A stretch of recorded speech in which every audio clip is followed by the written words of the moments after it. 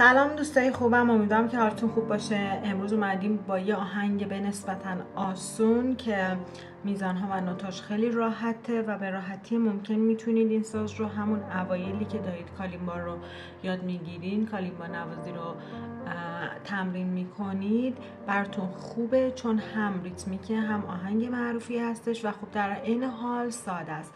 ما توی این ویدیو یه تیکه از میزانش رو براتون میریم جلو و با هم دیگه تمرینش میکنیم.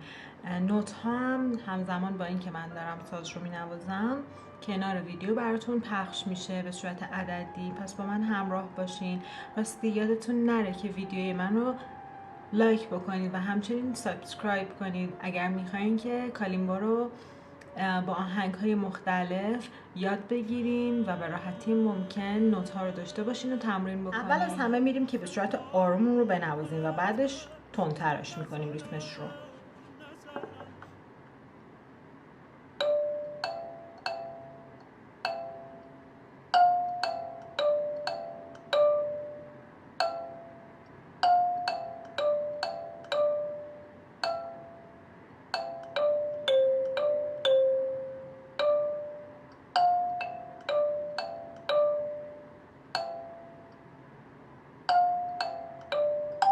حالا یه ذره تندترش میکنیم.